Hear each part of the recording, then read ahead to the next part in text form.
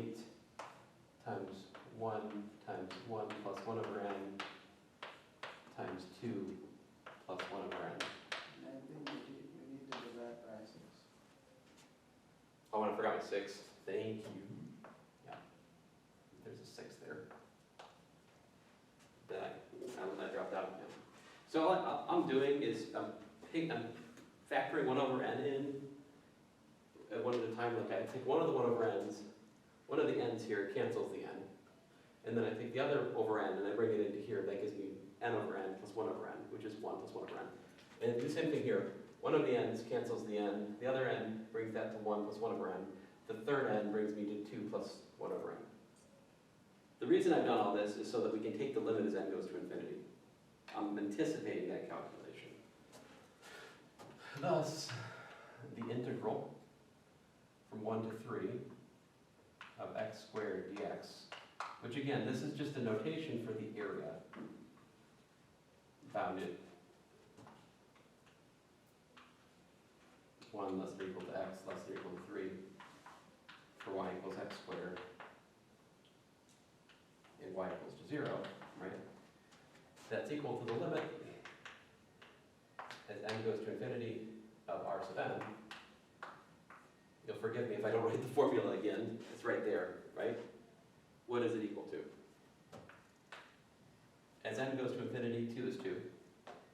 This goes to 4, right? That goes to 0. This goes to 0, that goes to 0, so we're left with 8 sixths times 1 times 1 times 2, 16 sixths, right?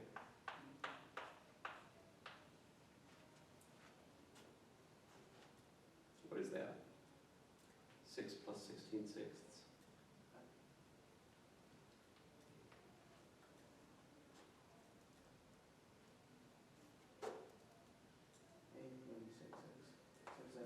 Eight point six 8.667.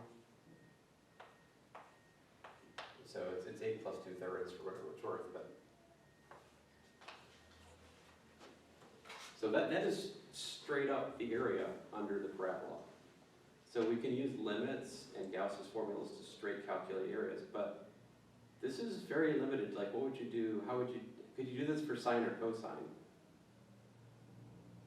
You don't have formulas for area under sine or cosine is the problem, right? So you need something much more sneaky to do that. So we can find areas under like simple polynomials with this, but so let me tell you the fundamental theorem of calculus. All right. So the fundamental theorem of calculus basically is going to allow us to avoid this kind of direct calculation. But here's FTC. Fundamental theorem of calculus part 2 says that if big F prime of x is equal to little f of x, then the integral from a to b of f of x dx is just equal to big F of b minus big F of a. This is the fundamental theorem of calculus part 2.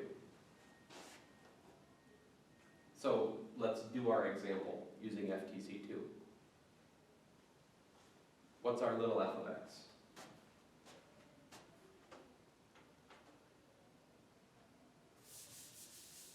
So we have f of x equal to x squared. So you guys tell me, what's the antiderivative? 1/3 x cubed, right? That's the antiderivative, plus a constant, right? But we don't. Notice that the constant doesn't matter because when you evaluated b and a, their constants are going to cancel. It doesn't even matter. So this should be equal to f of 3 minus f of 1 if we leave FTC part 2, which is 1/3 of 27. 3 cubed is 27, minus 1/3 of 1. What's that equal to? 26 over 3. That's 8 2/3.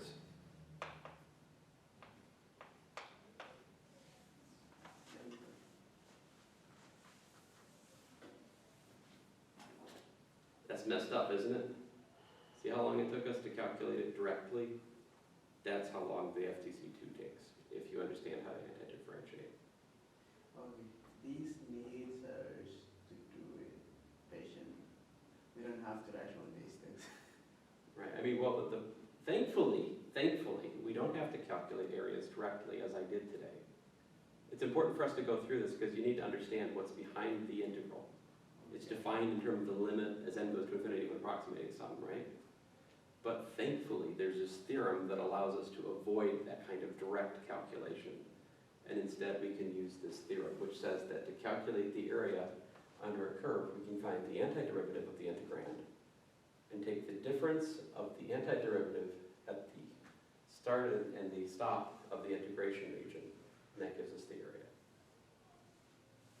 But at the moment, this is just a dark magic. Like, I have not explained why this is true.